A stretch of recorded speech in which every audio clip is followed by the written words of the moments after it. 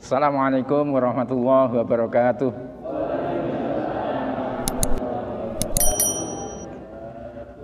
Ibu-ibu, bapak-bapak, ya, saya sengaja mengambil tema ini.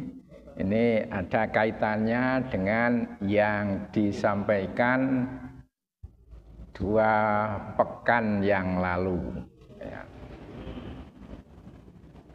Yaitu bahwa Muhammadiyah tidak terikat dengan mazhab tertentu. Ya. Nah, mengapa Muhammadiyah tidak terikat atau tidak mengikatkan diri dengan mazhab-mazhab yang ada? Karena ada kelompok masyarakat yang selalu terikat dengan salah satu mazhab atau bisa juga sejumlah mazhab tertentu. Tetapi untuk Muhammadiyah itu tidak mengikatkan diri, ya. Ada beberapa alasan mengapa Muhammadiyah tidak mengikatkan diri terhadap salah satu mazhab yang ada. Yang pertama, ya, bahwa hal itu dilakukan terkait dengan pemahaman Muhammadiyah terhadap agama Islam, ya. Agama Islam ini, ya, ini termasuk salah satu dari 5 hal, ya, 5 hal yang dianggap penting di Muhammadiyah, ya. Nah, menurut Muhammadiyah, agama Islam itu adalah agama yang diturunkan kepada Nabi Muhammad dan bersumber pada Al-Quran dan As-Sunnah atau Al-Hadis, ya. Jadi menurut Muhammadiyah, ya, sumber utama dari ajaran Islam adalah Al-Quran dan As-Sunnah atau Al-Hadis, ya. Dan berdasarkan perkembangan yang ada, ya, kemudian pada akhir-akhir ini diadakan perubahan, yaitu dasarnya adalah Al-Quran dan As-Sunnah Al-Makbulah, ya. Asalnya Al-Quran dan As-Sunnah As-Sohihah, ya. Kemudian diubah menjadi As-Sunnah Al-Makbulah, ya. Apa bedanya? Kalau As-Sunnah As-Sohihah itu sunnah yang sahih, hadis yang sahih. Sedangkan kalau As-Sunnah Al-Makbulah itu sunnah atau hadis yang bisa diterima, ya. Jadi itu ada perbedaan, ya. Mengapa demikian? Karena ketika yang digunakan itu adalah As-Sunnah As-Sohihah, ya, maka kalau ada hal-hal tertentu yang mendasarkan pada As-Sunnah yang lain, maka nggak bisa mencakup, ya. Jadi berdasarkan kriterianya, ya, dari segi statusnya, ya, hadis atau As-Sunnah itu dikelompokkan menjadi 3 atau 4, ya. Yang paling tinggi di antara 3 itu adalah hadis yang sahih. Kemudian di bawahnya ada hadis hasan. Kemudian di bawahnya lagi ada hadis dhaif, dan yang lebih rendah lagi yaitu hadis maudhu atau hadis palsu, ya. Nah, apa bedanya hadis sahih dengan hadis hasan, ya? ada perbedaan yang sangat kecil antara hadis sahih dengan hadis hasan. Suatu hadis itu masuk kategori sahih itu apabila bisa terpenuhi 5 hal, yaitu yang pertama sanadnya itu bersambung. Napa bapak-bapak, ibu-ibu, sanad niku napa? Yaitu jalan, ya, sanad jalan atau orang-orang yang menerima dan menyampaikan hadis, ya. Jadi sanad itu rangkaian, ya, rangkaian rantai yang asalnya dari Nabi Muhammad sampai kepada penulis hadis, ya. Di antara penulis hadis itu ada yang paling terkenal, paling diakui, yaitu Imam Bukhari, kemudian Imam Muslim, dan yang lebih rendah lagi, ya. Jadi hadis itu masuk kategori sahih kalau orang-orang yang menerima dari Nabi, ya. Terus hadis niku asalnya diterima oleh orang-orang yang hidup semasa dengan Nabi. Niku sing diwastani sahabat, ya. Saking sahabat niku disampaikan kepada murid-muridnya yang dinamakan tabi'in.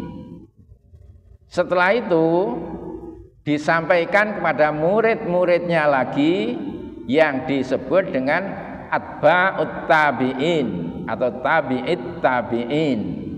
Kemudian disampaikan kepada muridnya lagi, kemudian disampaikan kepada orang-orang yang akhirnya menulis seperti Bukhari, Muslim, Abu Dawud, Imam Turmudi, Imam An-Nasai, Imam Ibnu Majah, dan sebagainya. Itu yang menulis hadis, ya. Tuh. Nah, untuk orang-orang tadi harus istilahnya itu bersambung, harus muttasil, ya. Nah, dalam hal persambungan ini agak berbeda antara Imam Bukhari dengan Imam Muslim, itu agak berbeda. Kalau Imam Bukhari antara orang yang satu dengan yang lain itu harus betul-betul bertemu. Jadi harus ada data bahwa antara satu dengan yang lain itu pernah bertemu dan menyampaikan dan menerima hadis, ya. Itu kalau menurut Imam Bukhari. Tetapi kalau menurut Imam Muslim itu agak berbeda. Yang penting menurut Imam Muslim, orang-orang yang menerima dan menyampaikan hadis itu harus orang yang hidup semasa. Niku bedanya Imam Bukhari dengan Imam Muslim niku, ya. Harus hidup semasa, itu udah dianggap bersambung. Kalau Imam Bukhari harus betul-betul bertemu dan sebagai guru dan murid, ya. Guru dan murid ini dalam ilmu hadis, pokoknya satu orang menyampaikan hadis kepada orang yang lain, maka yang menyampaikan itu sudah disebut guru, dan yang menerima itu disebut murid. Jadi harus bersambung, itu harus betul-betul ternyata benar, ya, rangkaiannya itu tadi, ya. Jadi nomor setunggal niku sanadnya bersambung. Terus yang kedua, orang-orang yang menyampaikan tadi orang-orang yang terpercaya, ya. Orang-orang yang terpercaya. Kemudian juga orang-orang yang jujur, ya. Kemudian Hadis itu tidak ada kelemahannya, ya. Tidak bertentangan dengan hadis yang lain atau bertentangan dengan Al-Quran, ya. Itu disebut dengan istilahnya itu tidak ada illat dan juga tidak ada syad, tidak meragukan, ya. Tuh, jadi harus terpenuhi kelima syarat tadi, ya. Nah, bedanya antara sahih dengan hasan, ya. Kalau sahih itu orang-orang yang menyampaikan tadi, yang menerima dan menyampaikan tadi, itu harus betul-betul kuat hafalannya. Hafalannya harus betul-betul kuat, ya. Tetapi kalau menurut para ulama hadis, ya, kalau agak kurang sedikit itu masuk kategori hadis hasan, ya. Nah, oleh karena itu maka di Muhammadiyah itu yang dipilih itu dengan kata makbulah, itu berarti dengan makbulah itu juga masuk hadis hasan, ya. Di bawahnya itu hadis dhaif, ya. Kalau tidak terpenuhi hadis hasan itu udah masuk kategori hadis dhaif, ya. Jadi di Muhammadiyah itu betul-betul dilihat dasar yang menjadi sumber hukum, ya, baik Al-Quran maupun As-Sunnah, ya. Nah, dari wawasan ini kemudian dirumuskan bahwa Muhammadiyah itu tidak mengikatkan diri kepada suatu mazhab manapun, jadi enggak terikat, ya. Jadi enggak selalu melihat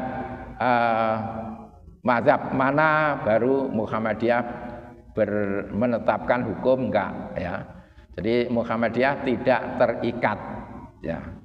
Pendapat mazhab, ya, meskipun tidak terikat, pendapat mazhab itu tetap bisa saja dijadikan bahan pertimbangan dalam menentukan hukum, asalkan, ya, sesuai dengan jiwa Al-Quran dan As-Sunnah Al-Makbulah, ya.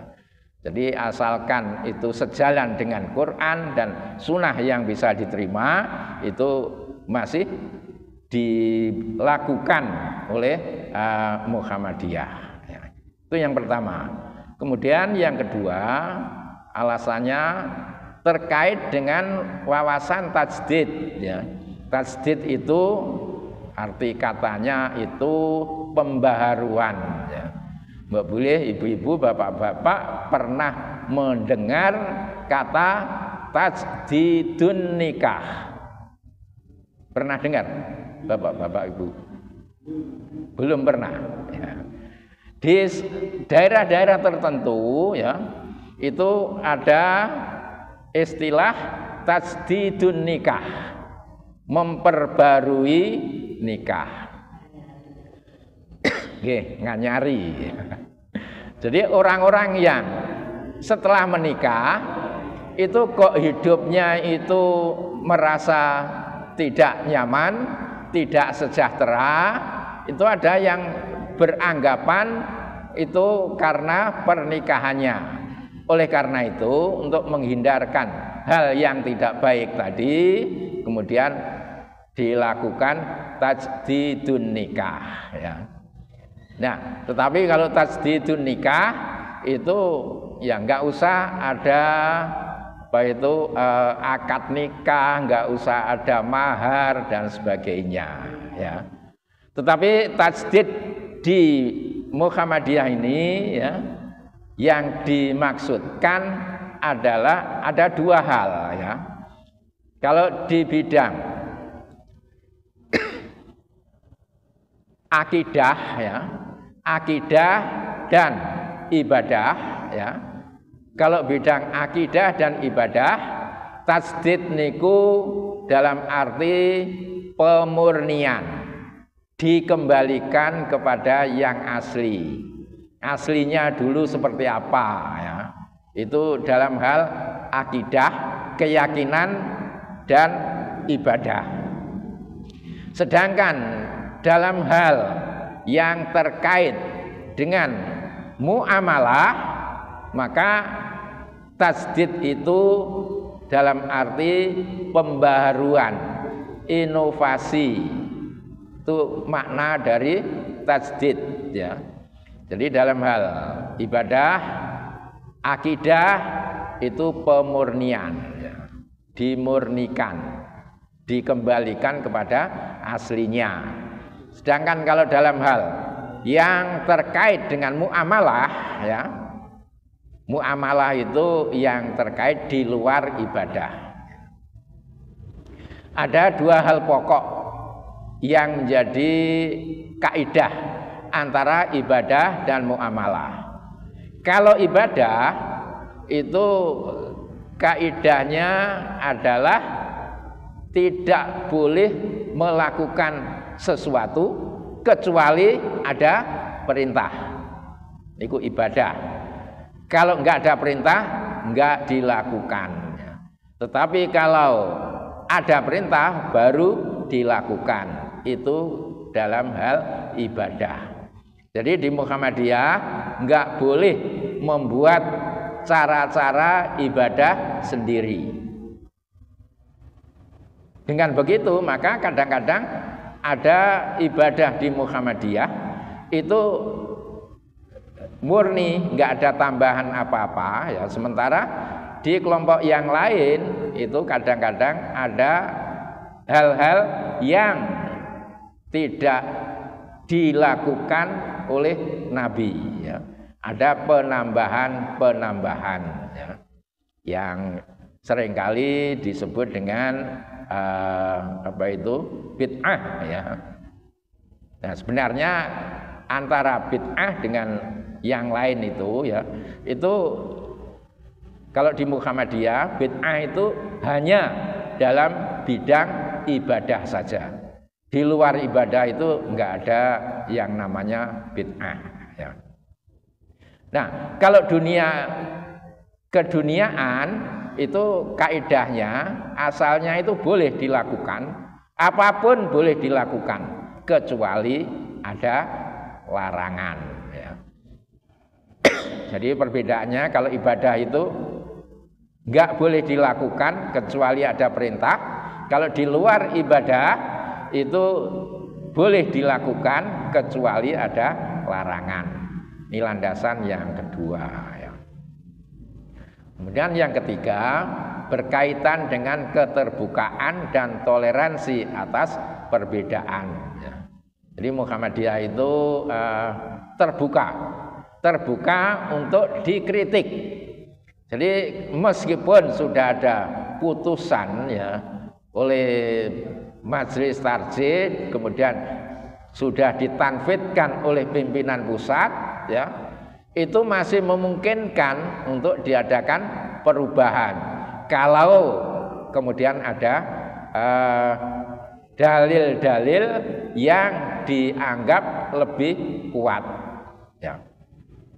Jadi kalau ada hal-hal baru yang ternyata bisa dijadikan dalil dan itu lebih kuat, itu Muhammadiyah terbuka untuk berubah ya.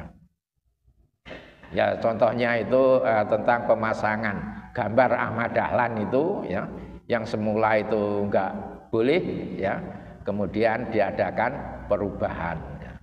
Serta toleran dalam kaitan dengan pandangan keagamaan yang lain ya. Jadi Muhammadiyah meskipun mempunyai pendapat ya, itu tidak menyalahkan pendapat yang berbeda. Yang dilaksanakan berbeda tetapi tidak menyalahkan pendapat yang lain. Jadi tidak merasa bahwa hanya yang dipilih oleh Muhammadiyah lah yang terbaik, tidak seperti itu ya. Jadi Muhammadiyah masih memberikan peluang untuk dilaksanakan perubahan-perubahan ya. Selanjutnya pendapat mazhab bisa dijadikan bahan pertimbangan dalam menentukan hukum. Jadi kadang-kadang nanti di Muhammadiyah itu kadang-kadang sama ya pendapatnya dengan salah satu mazhab tertentu. Nah terkait dengan Muhammadiyah tidak mengikatkan dengan mazhab tertentu tadi ya, itu juga sejalan dengan pesan-pesan para imam mazhab ya. Sebenarnya mazhab itu banyak ya. Yang seringkali ditulis di buku-buku itu setidak-tidaknya itu ada 13 mazhab ya. Tetapi yang berkembang dan eksis sampai saat ini ya, itu ada 4 ya, 4 kelompok mazhab ya, yang salah satunya ini yang tertua, ini Imam Abu Hanifah ya, yang dikenal dengan tokoh dari mazhab Hanafi ya. Imam Abu Hanifah itu pendiri mazhab Hanafi ya. Apa kata Imam Abu Hanifah? Apabila aku mengatakan sesuatu perkataan yang menyelisihi Al-Quran dan Sunnah Nabi, maka tinggalkanlah pendapatku tersebut ya. Jadi Abu Hanifah ini merasa bahwa dirinya bukan yang terbaik ya. Oleh karena itu mengatakan ya, kalau pendapatnya ternyata berbeda dengan Quran dan As-Sunnah ya, kalau bertentangan dengan Quran dan As-Sunnah, maka nggak boleh diikuti ya. Jadi nggak boleh mengikuti pendapatnya Abu Hanifah kalau itu bertentangan dengan Quran dan As-Sunnah ya. Kemudian Imam Malik bagaimana ya? Kalau Imam Malik mengatakan ya, sesungguhnya aku adalah manusia biasa. Aku mungkin salah dan mungkin benar. Maka perhatikanlah pendapatku. Selama pendapatku itu sesuai dengan Al-Quran dan As-Sunnah, dan selama pendapatku itu tidak sesuai dengan Al-Quran dan As-Sunnah, maka tinggalkanlah ya. Jadi pesannya Imam Malik itu, kalau pendapatnya Imam Malik itu enggak sesuai dengan Quran dan hadis, ya enggak boleh diikuti ya, disuruh meninggalkan ya. Itu pesannya Imam Malik. Yang berikutnya Imam Syafi'i ya. Imam Syafi'i berpesan, apabila engkau menemukan dalam kitab atau pendapatku menyelisihi sunnah Rasulullah, maka katakanlah, ikutilah yang disampaikan Rasulullah dan tinggalkan apa yang aku katakan atau pendapatku. Jadi Imam Syafi'i ini berpesan kalau pendapatnya itu enggak sesuai dengan sunnah Rasul atau dengan Al-Quran, maka suruh ninggalkan ya. Kemudian yang imam yang keempat Ahmad Ibnu Hanbal ya. Pesannya, janganlah engkau taklid kepadaku. Demikian juga kepada Imam Malik, kepada Imam Syafi'i, kepada Imam Auza'i, dan juga kepada Imam As-Sauri. Namun ambillah dari mana mereka mengambil, yaitu Al-Quran dan hadis ya. Sampun pirsa bapak-bapak nggih, ibu-ibu, taklid napa taklid niku? Ya melok wae ya. Melok wae ora ngerti dasare ya. Pokoke melu ya. Nek cara Madura napa norok bontek. Cara Madura. Nah, jadi 4 tokoh imam mazhab itu pesannya enggak boleh diikuti kalau kebetulan yang dijadikan pendapat itu dasarnya tidak kuat. Nah, oleh karena itu Muhammadiyah enggak mau mengikatkan kepada salah satu. Jadi Muhammadiyah tidak mau mengikatkan, tetapi juga tidak membenci semuanya. Sehingga kadang-kadang pendapatnya bisa sama dengan mazhab Hanafi, kadang-kadang sama dengan mazhab Maliki, kadang-kadang sama dengan mazhab Syafi'i, dan kadang-kadang juga sama dengan pendapatnya Ahmad ibnu Hambal atau Imam Hambali. Nah, berikutnya ini mengapa terjadi perbedaan-perbedaan pendapat tadi ya, itu sudah terjadi sejak zaman Nabi ya. Sejak zaman Nabi itu sudah terjadi perbedaan pendapat ya. Para sahabat itu pernah terjadi perbedaan pendapat. Seperti yang dicatat oleh Imam Bukhari dalam kitabnya ya, yang warnanya kuning aja biar cepat ya. Dari Ibnu Umar berkata, qala Nabiyyu sallallahu alaihi wasallam lana ya, Nabi bersabda, berkata kepada kami ya. Lama roja'a minal ahzabi ya, ketika pulang dari perang Ahzab. Kata Nabi, la yusolliyanna ahadun al-asro illa fi bani Quraidah fa'adraka ba'dahumul asru fit tariqi faqala ba'duhum la nusolli hatta na'tiyaha wa qala ba'duhum bal nusolli lam yurat minna zalika. Jadi ada sekelompok sahabat ya, itu dipesani oleh Nabi ya, jangan sholat sebelum sampai pada perkampungan Bani Quraidah ya. Jadi pesannya Nabi seperti itu ya. Kemudian kelompok sahabat yang mengadakan perjalanan tadi ya, ketika belum sampai ke Bani Quraidah, tahu-tahu sudah masuk waktu asar ya. Karena sudah masuk waktu asar ya, sebagian sholat ya, tetapi yang lain nggak mau sholat ya. Nah, yang sholat mengapa? Alasannya ya karena udah waktunya sholat ya. Yang nggak mau sholat tadi ya karena pesannya Nabi itu kan nggak boleh sholat kecuali sampai ke kampung Bani Quraidah ya. Ibu-ibu, bapak-bapak, ingat ada cerita kalau di Indonesia itu ya, ada siapa itu? Aji Soko ya. Ingat nama mboten? Aji Soko itu mempunyai 2 orang murid ya. 2 orang murid ya, diajak mengadakan perjalanan ya.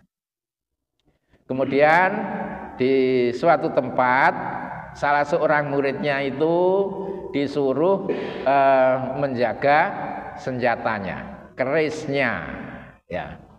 Terus yang satu diajak melanjutkan perjalanan. Nah, setelah mengadakan perjalanan, kemudian Aji Sokonya itu menyuruh ya, murid yang diajak tadi disuruh kembali, disuruh mengambil keris yang dititipkan kepada murid yang satu tadi ya. Apa yang terjadi ya? Sama-sama berpegang pada perintah dari gurunya. Yang disuruh menjaga keris nggak memperbolehkan, nggak mau keris yang disuruh gurunya untuk dijaga tadi diambil oleh murid yang satu lagi. Nggak mau karena perintahnya suruh menjaga. Kemudian yang satu itu yang ngotot minta kerisnya karena diperintahkan oleh gurunya juga. Akhirnya terjadi peperangan, muncullah huruf-huruf Jawa. Hono Coroko, Doto Sawala, Podo Joyonya, Monggo Botongo. Itu kisahnya dari Aji Soko itu. Ya, itu mirip ya. Tapi kalau Aji Soko itu kan karena memberikan perintah kepada 2 murid dengan perintah yang berbeda ya. Akhirnya menimbulkan pertengkaran dan sama-sama matinya. Monggo botongo, sama-sama menjadi batang. Itu kisahnya huruf Jawa. Ya, ini. Nah, ini juga ya sama-sama berpegang pada aturan agama. Ya. Yang satu ya karena sudah masuk waktu sholat, ya melakukan sholat. Ya. Yang satu lagi karena perintah Nabi itu ojo sholat sadurunge tekan Bani Quraidah, ya enggak mau sholat sebelum sampai di sana ya. Meskipun konon katanya itu sudah terlambat ketika sudah sampai Bani Quraidah itu ya. Nah, kasus itu diceritakan kepada Nabi ya. Apa tanggapan Nabi ya?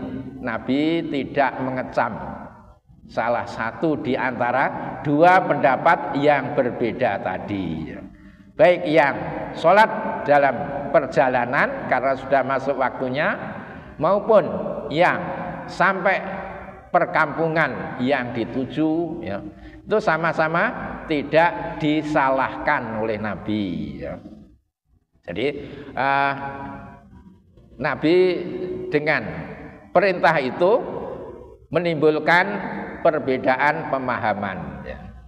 Yang melakukan sholat di perjalanan itu menganggap bahwa perintah itu ya maknanya adalah dalam berjalan itu harus cepat ya, supaya ketika masuk waktu asar itu sudah sampai di kampung Bani Quraidah.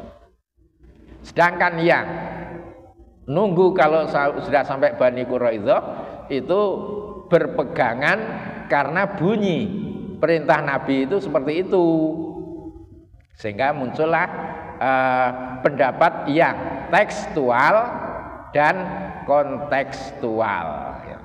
Tekstual itu artinya ya bunyinya seperti apa, ya itu dilakukan ya.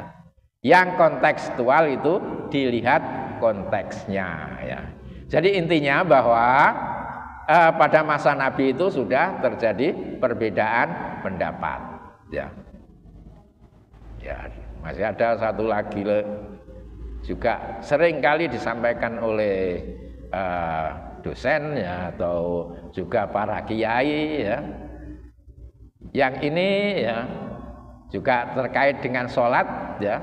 Tapi ini sudah sering saya sampaikan ya, bahwa ini juga dalam perjalanan ya, yaitu ketika masuk waktu sholat, akan sholat ya, nggak ada air, akhirnya tayamum ya. Setelah tayamum kok ada air ya, padahal waktu sholat masih ada ya. Kemudian muncul perbedaan, yang satu berwudu lagi dan melakukan sholat lagi ya. Yang satunya ya karena merasa sudah sholat, ya udah nggak mengulangi sholatnya ya. Nah, ketika hal itu disampaikan kepada Nabi ya, kata Nabi kepada yang tidak melakukan sholat lagi, udah betul kamu ya, sunahnya seperti itu ya, dan sholatmu itu udah sah, sudah mendapatkan pahala, nggak usah mengulangi. Kemudian kepada yang melakukan sholat lagi, kata Nabi, kamu mendapatkan pahala 2 kali. Jadi dengan menghadapi sahabat yang berbeda, Nabi tidak menyalahkan satupun. Ya. Nih. Jadi meskipun ada pendapat yang berbeda, ya tidak apa-apa. Ya. Kita nggak usah kaget. Ya. Ini pengertian mazhab ya, yang ini aja, bawa sendiri aja. Mazhab adalah pokok pikiran atau dasar yang digunakan oleh imam mujtahid dalam memecahkan masalah atau mengistimbatkan hukum Islam ya. Di mazhab itu ya pendapat dari seorang mujtahid yang kemudian diikuti oleh murid-muridnya ya. Itu yang disebut dengan mazhab ya. Nah, mengapa bisa muncul mazhab? Ya, ini. Pada dasarnya kemunculan mazhab-mazhab dalam Islam merupakan sesuatu yang wajar. Mengingat Al-Quran dan As-Sunnah memang memberi peluang munculnya berbagai penafsiran. Jadi ayat Al-Quran atau hadis ya itu bisa saja antara orang satu dengan yang lain itu mempunyai pemahaman yang berbeda. Karena di dalamnya banyak sekali terkandung ayat yang dzanniyud dalalah ya. Dzanniyud dalalah itu isi dari Quran atau hadis itu ya belum menunjukkan sesuatu yang pasti ya. Dzanniyud dalalah. Jadi ayat-ayat Al-Quran itu ada yang isinya itu enggak bisa menetapkan satu hal ya. Masih memungkinkan dipahami begini, bisa dipahami begini ya.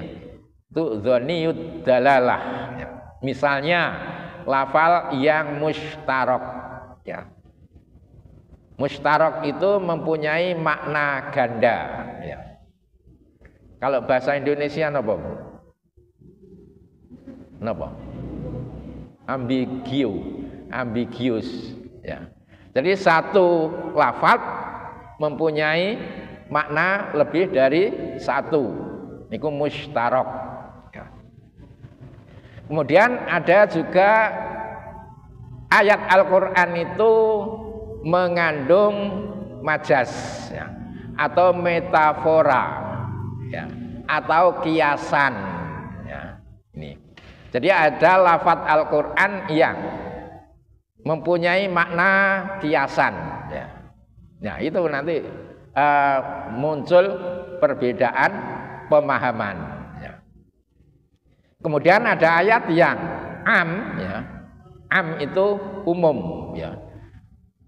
Ayat umum itu artinya menyeluruh ya, mengandung hal-hal yang terkandung di dalamnya.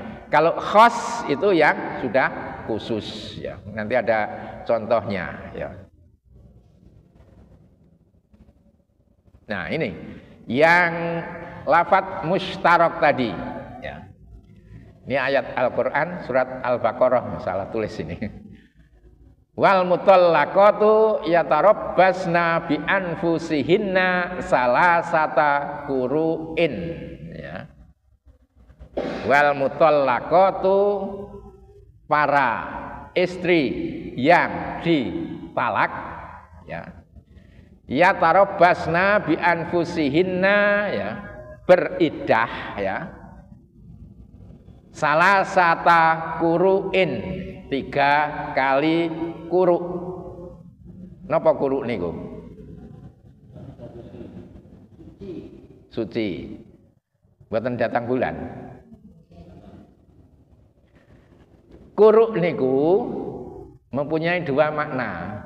Ada yang memaknai suci dan ada yang memaknai datang bulan. Sehingga ketika seorang istri ditalak, maka ketika menghitung iddahnya ya, yang berpendapat bahwa salah satu kuru itu 3 kali suci ya, maka ketika ditalak, maka pada saat itu sudah mulai dihitung ya. Karena talak itu hanya boleh dilakukan ketika istri itu dalam keadaan suci ya. Kalau sedang datang bulan enggak boleh ditalak ya. Oleh karena itu kalau di pengadilan agama ya, itu kalau sudah diputus oleh hakim ya, boleh suami mengikrarkan talak ya. Itu nanti diperiksa, ditanya si istri itu. Kalau si istri tidak dalam keadaan suci, maka ikrarnya tunda, nunggu kalau sudah suci.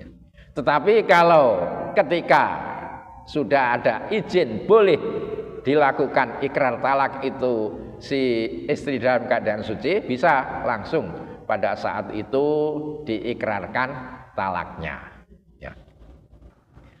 Ya, karena talak itu hanya boleh ya dilakukan ketika dalam keadaan suci, ya, maka ketika salah satu kuruk ini dimaknai 3 kali suci, ya, maka ketika diucapkan ikrar itu sudah dihitung 1 kali, ya.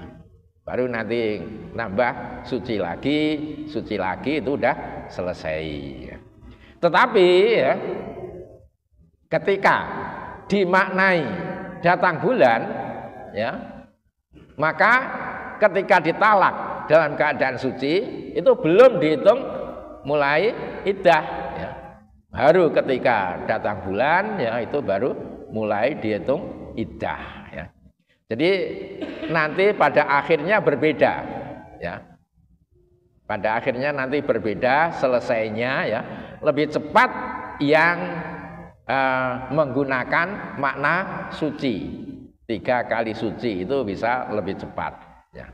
Nah, jadi ini atas dasar ayat seperti ini, ya, itu akhirnya di kelompok ulama fikih, ya, itu ya terjadi perbedaan pendapat seperti itu, ya. Kemudian berikutnya ini surat Al-Maidah, ya.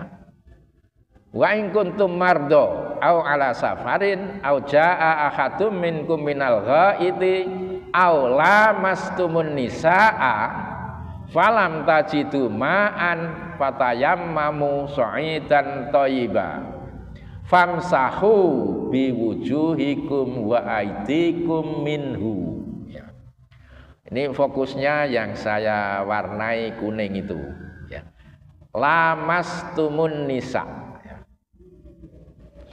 Ayat ini kan berbicara tentang tayamum, ya. Berbicara tentang tayamum. Wa in kuntum mardo, kalau kalian dalam keadaan sakit, au ala safarin, atau dalam bepergian, au jaa ahadun minkum minal ghaiti, atau selesai dari buang hajat, ya. Au lamastumun nisa, atau menyentuh wanita. Falam tajidu ma'an, dan kalian tidak mendapatkan air, fatayammamu sa'idan thayyiba, maka bertayamumlah dengan debu yang bersih. Famsahu biwujuhikum, maka usaplah muka kalian, wa aidikum minhu, dan tangan kalian, ya. Tangan di sini, ya, ada yang memaknai beda-beda nanti kalau dalam kitab fikih, ya. Bahkan, ya, pernah ada seseorang yang sudah terkenal, ya, bertayamum, ya, sambil berdiri sampai mengusap kaki celana. Pirsa nggih Bapak Ibu, itu enggak benar, ya. Tayamum itu ya hanya muka dan telapak tangan, itu kalau di Muhammadiyah, ya, hanya muka dan telapak tangan, ya. Kalau yang lain ada yang untuk tangan sampai ke siku, ya, ini. Nah, di sini lamastumun nisa, ya, itu menurut Muhammadiyah, ya, itu tidak diartikan nyenggol, ya, bukan menyentuh, ya, tetapi ini adalah lafadz yang metafora, ya, kiasan, ya. Nih, jadi lamastumun nisa itu di Muhammadiyah itu dimaknai hubungan suami istri, ya. Jadi yang dimaksud menurut ayat ini, ya, yang termasuk membatalkan wudu, ya, itu adalah hubungan suami istri, bukan nyenggol, ya. Jadi oleh karena itu di Muhammadiyah itu kalau suami nyenggol istri yang sudah selesai berwudu niku mboten batal. Nah, ini ada beda-beda ya. Kalau menurut Imam Abu Hanifah ya, dari Imam Mazhab tadi, kalau menurut Imam Abu Hanifah itu tidak batal ya. Sentuhan kulit antara laki-laki dan perempuan itu tidak membatalkan wudhu. Tetapi menurut Imam Syafi'i dan Ahmad ibnu Hambal, sentuhan laki-laki dan perempuan, sentuhan kulit laki-laki dan perempuan tanpa penutup ya, itu membatalkan wudhu ya. Nah, menurut Imam Malik ya, itu lihat dulu, bisa membatalkan, bisa tidak ya. Membatalkan wudhu kalau itu menimbulkan syahwat. Kalau tidak menimbulkan syahwat, itu tidak membatalkan wudhu. Itu menurut Imam Malik ya. Jadi dari 4 tadi, Abu Hanifah menyatakan tidak batal ya. Syafi'i dan Ahmad bin Hambal menyatakan batal. Malik menyatakan batal kalau ada syahwat, tidak batal kalau tanpa syahwat ya. Jadi karena mazhab itu juga beda-beda ya, maka ya rasanya ya mesti beda-beda juga ya. Oleh karena itu di Muhammadiyah itu meskipun pendapatnya tadi sama dengan Imam Abu Hanifah di Muhammadiyah, tetapi alasannya tidak mesti harus sama ya. Dalam Muhammadiyah itu mengapa milih pendapat seperti itu ya? Karena pernah terjadi Aisyah, istri dari Nabi ya, malam-malam ya katanya dulu nggak ada lampunya ya. Ini kalau tidur gitu ya. Malam-malam mencari Nabi ya, yang semula di sampingnya kok tidak ada ya. Aisyah mencari ya, oleh istri itu batal wudunya, tentu Nabi berwudu, membatalkan sholatnya, berwudu baru sholat lagi ya. Jadi kok Nabi enggak berwudu lagi, berarti tidak batal, dan itulah yang dipilih oleh Muhammadiyah ya.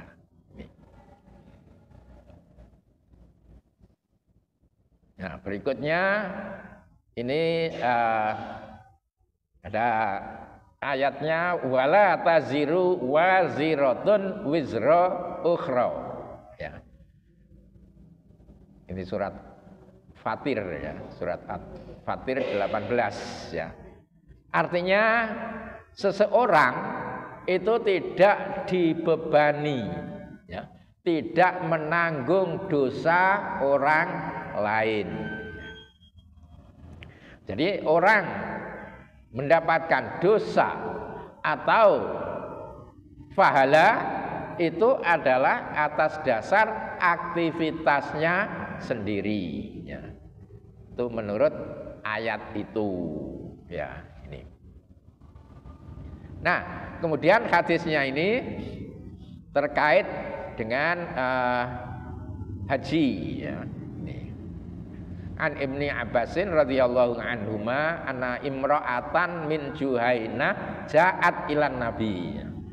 Pada suatu hari ya, ada seorang wanita dari suku Juhainah itu menghadap Nabi ya. Faqalat, berkata ya, inna umi nadzarat anta hujja ibuku, wahai Nabi, ya Rasulullah, ibuku pernah bernazar untuk berhaji.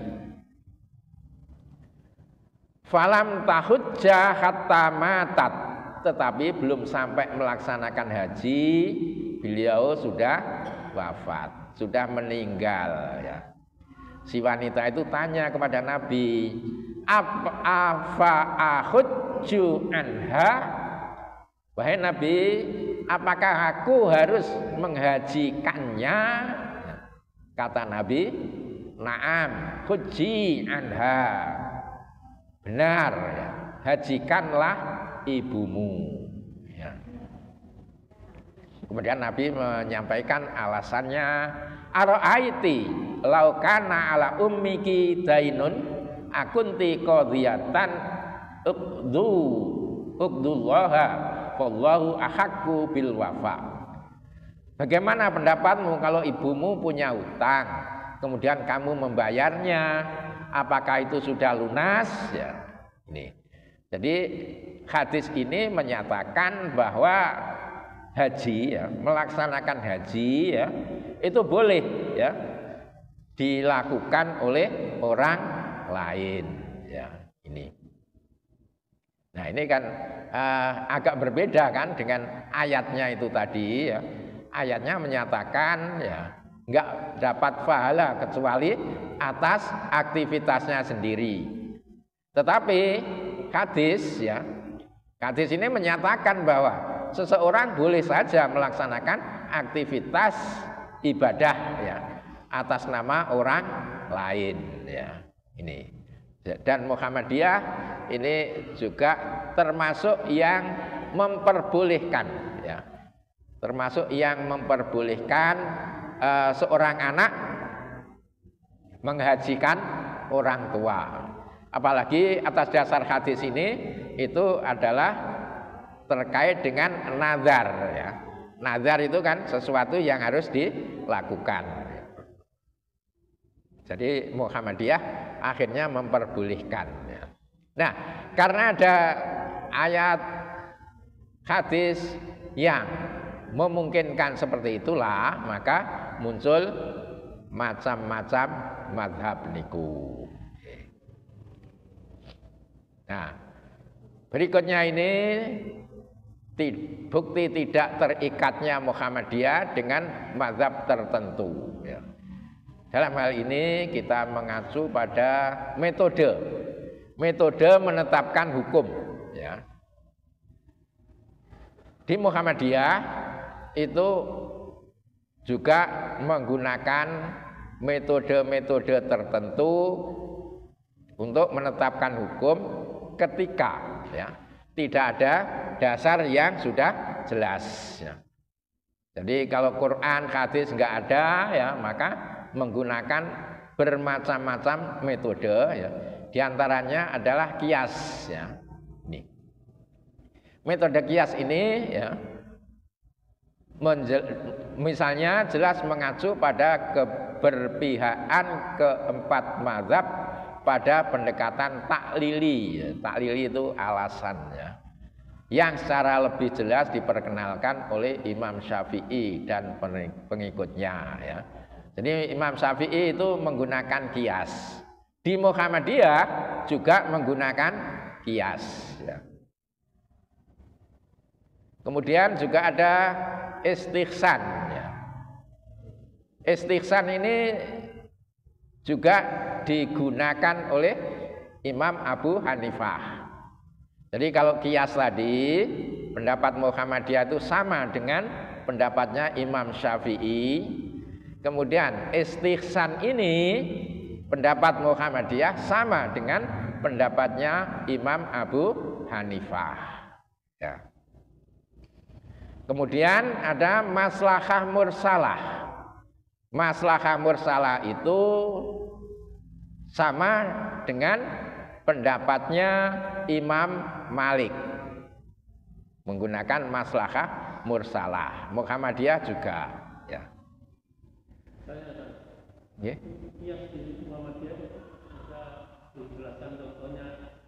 kias di Muhammadiyah atau istiqam di persyarikatan Muhammadiyah itu seperti apa? Nanti ada contohnya. Di bawahnya mangke. Dan ketika Muhammadiyah menggunakan istishab, ya, maka secara tidak langsung sama dengan Ahmad bin Hambal. Ya. Jadi dalam hal-hal tertentu Muhammadiyah sama dengan Imam Syafi'i, kadang sama dengan Abu Hanifah, kadang sama dengan Imam Malik, kadang sama dengan Ahmad bin Hambal. Ini bukti bahwa Muhammadiyah tidak mengikatkan salah satunya. Ya. Nah, niki ya, kias ya. Kias niku yang sering digunakan oleh Imam Syafi'i. Salah satu contohnya kalau di Muhammadiyah ya, itu memperbolehkan zakat fitri itu dengan beras ya. Zakat fitri dengan beras ya. Nih. Nah, mengapa ya? Karena kita di Indonesia makanan pokoknya adalah beras ya, padi, nasi ya. Sedangkan di Arab ya itu bukan beras ya, ada gandum, ada kurma dan sebagainya ya. Nah, Muhammadiyah itu berpendapat bahwa Nabi Muhammad ya memerintahkan zakat fitri dengan kurma ya, dengan gandum ya, dengan makanan pokok ya, maka di Muhammadiyah juga memperbolehkan ya, membayar zakat dengan beras, bahkan juga diperbolehkan dengan uang ya. Itu menggunakan dasar kias. Kias itu adalah menyamakan sesuatu yang belum ada hukumnya disamakan dengan sesuatu yang sudah ada hukumnya dengan alasan yang sama, dengan ilat yang sama ya. Jadi ilatnya sama-sama bahan makanan pokok ya. Karena kalau di Indonesia kalau nggak salah Probolinggo apa mana itu nggak boleh membayar zakat itu dengan uang, itu nggak boleh ya. Harus dengan makanan pokoknya ya, dengan beras ya. Tapi di Muhammadiyah boleh ya. Itu salah satu contoh kias ya. Jadi kias itu menetapkan hukum sesuatu yang belum ada hukumnya, disamakan hukumnya dengan sesuatu yang sudah ada hukumnya, tetapi dikarenakan ada persamaan ilat, persamaan alasan ditetapkannya hukum itu. Itu kias ya. Kemudian istihsan ya. Istihsan itu dari kata hasan ya, hasana ya, yahsunu ya. Itu baik, artinya baik ya. Di istihsan itu ya menganggap baik atau memilih yang baik ya. Itu digunakan oleh Abu Hanifah ya. Imam Syafi'i nggak mau menggunakan istihsan. Kata Imam Syafi'i, man istahsana faqad syara'a. Barang siapa yang menggunakan istihsan itu sama dengan menetapkan syariat ya. Imam Syafi'i nggak mau ya. Tapi Imam Abu Hanifah menggunakan ya. Contohnya transfusi darah ya. Di Muhammadiyah memperbolehkan seseorang mentransfusikan darahnya untuk orang lain ya. Dan orang yang menerima transfusi darah itu tidak menjadi hubungan seperti hubungan anak susuan itu ya. Seperti anak susuan ya. Jadi tidak menimbulkan mahram ya. Kalau anak susuan ya, anak rodoah itu kan menimbulkan mahram ya. Tetapi kalau transfusi darah ini tidak menimbulkan mahram. Jadi ketika ada orang ya yang menerima transfusi darah dari seorang ya, ada orang laki-laki atau ada seorang wanita karena kecelakaan perlu darah, kemudian ada orang laki-laki yang mentransfusikan darahnya kepada si wanita itu ya, itu tidak menimbulkan hubungan mahram, tidak menimbulkan larangan untuk pernikahan. Jadi si laki-laki itu boleh saja karena sudah sering kali mentransfusi darahnya ya, lama-lama timbul rasa cinta, kemudian nikah ya, itu boleh ya, tidak menimbulkan kemahraman, tidak haram ya. Itu istihsan ya, contoh istihsan yang digunakan oleh Muhammadiyah itu sama dengan yang digunakan oleh Abu Hanifah ya.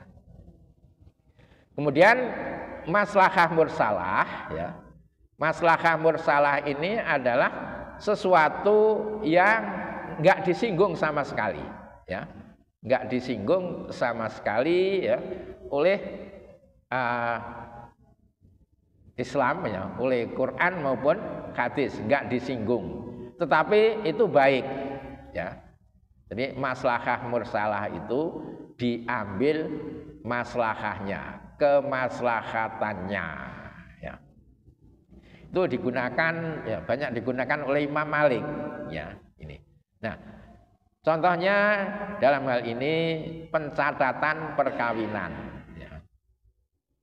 Ibu-ibu, bapak-bapak, kalau utang piutang itu ada ayatnya ya. Ada ayat yang memerintahkan orang yang utang piutang itu harus dicatat ya. Tetapi enggak ada satu ayat pun atau hadis ya yang memerintahkan pencatatan perkawinan ya. Jadi enggak disinggung ya. Enggak disinggung ya oleh Al-Qur'an maupun hadis ya. Tetapi karena dianggap maslahat kalau diadakan pencatatan perkawinan, maka Muhammadiyah memilih bahwa perkawinan itu termasuk yang perlu dicatat ya. Jadi di Muhammadiyah itu ya semua anggotanya ya, anggota Muhammadiyah atau para pegawainya di amal usaha Muhammadiyah ya, kalau nikah ya itu wajib dicatatkan ya. Jadi Muhammadiyah tidak mau mentolerir nikah tanpa pencatatan ya. Nikah siri itu di Muhammadiyah enggak diperbolehkan ya. Jadi warga Muhammadiyah atau pegawai amal usaha Muhammadiyah ya, itu ya wajib mencatatkan perkawinannya ya. Karena dengan pencatatan ini akan lebih baik ya. Ya memang dulu itu enggak ada pencatatan itu ya. Jadi enggak tahu apa dulu bukti pernikahan itu ya. Tapi itu sekarang wajib ya. Pokoknya mencatat nikah secara resmi mesti oleh pihak KUA akan dicatat ya. Karena dengan pencatatan diketahui siapa istrinya, siapa atau suaminya siapa, kemudian anaknya siapa ya, itu ada datanya ya. Karena kalau nggak ada pencatatan nanti akan bisa ruwet ya. Ketika akan ngurus akta anak ya, akta lahir anak itu dimintai bukti akad nikahnya, surat nikahnya. Itu diminta fotokopinya ya.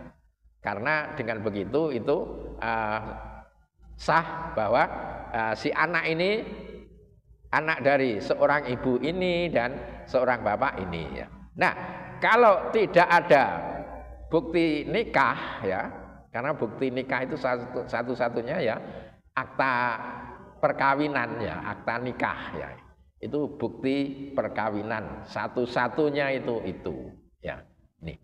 Jadi kalau nggak ada itu, dan seorang wanita ngurus akta kelahiran anaknya kok nggak mempunyai surat nikah ya, maka akta si anak itu hanya tertulis si anak misalnya si fulan ya, anak dari seorang ibu fulanah misalnya, nggak ditulis nama bapaknya ya.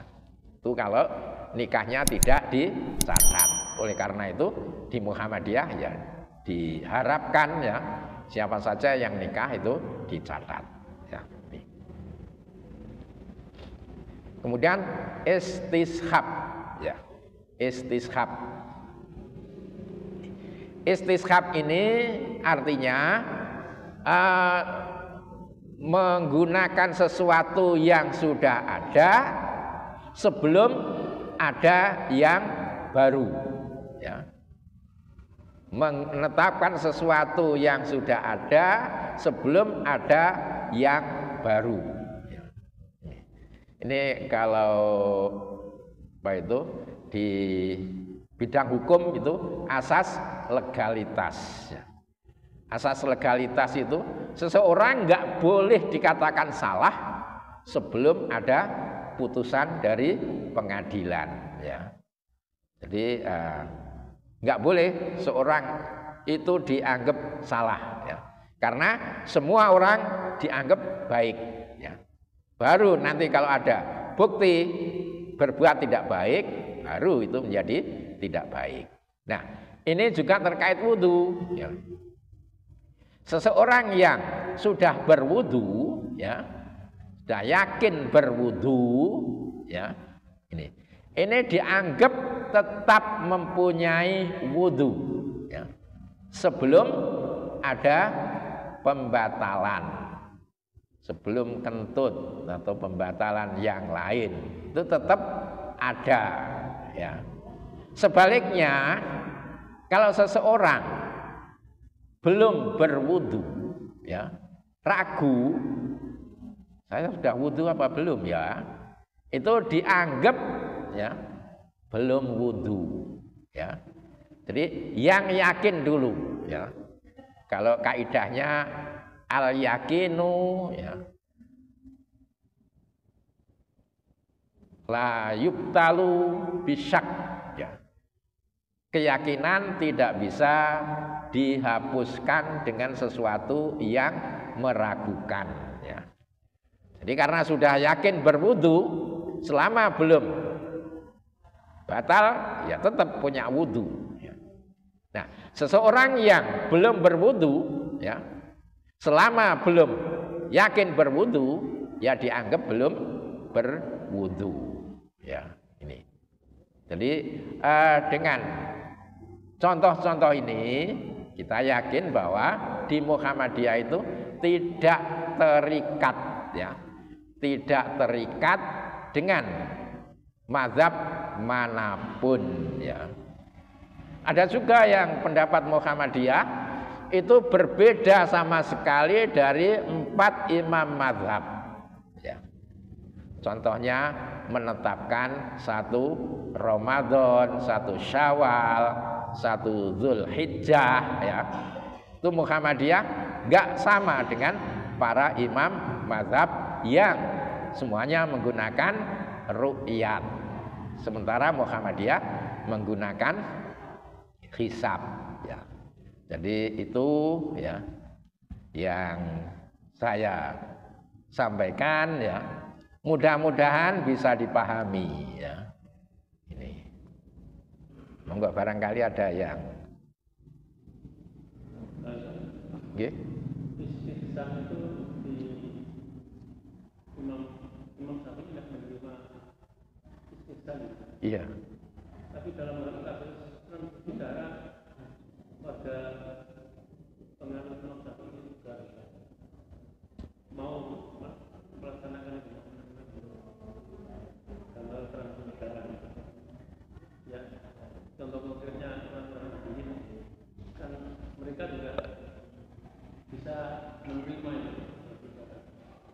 Ya, dalam hal pelaksanaannya ya bisa saja ya, karena maksud saya ini istihsan ini karena Imam Syafi'inya sendiri itu menganggap siapa yang menggunakan istihsan ya itu dianggap menetapkan syariat ya. Menetapkan syariat itu haknya Allah ya. Jadi yang berhak menetapkan syariat itu Allah. Syari' ya. Disebut syari' itu Allah yang menetapkan syariat ya. Jadi istihsan itu meskipun ada dasar ya, tetapi kalau itu dianggap perlu yang lain ya, maka yang lain itulah yang diambil ya. Tidak mesti harus menggunakan sesuatu yang sudah ada itu ya. Jadi bisa saja ya ini orang ya meskipun di suatu mazhab tertentu ya itu enggak mesti semuanya sama ya ini. Jadi bisa saja ya di orang-orang tertentu ya itu pendapatnya mengikuti mazhabnya ya. Seperti di NU itu kan sebenarnya dasarnya itu kan mengikuti 4 mazhab ya. Tetapi mayoritas yang digunakan adalah Imam Syafi'i ya. Jadi dalam hal mazhab itu nggak mesti semuanya lurus-lurus seperti itu. Ya, seperti di Muhammadiyah itu sudah ada fatwa haram merokok ya. Tetapi ada saja orang yang merokok ya. Gitu. Monggo yang lain.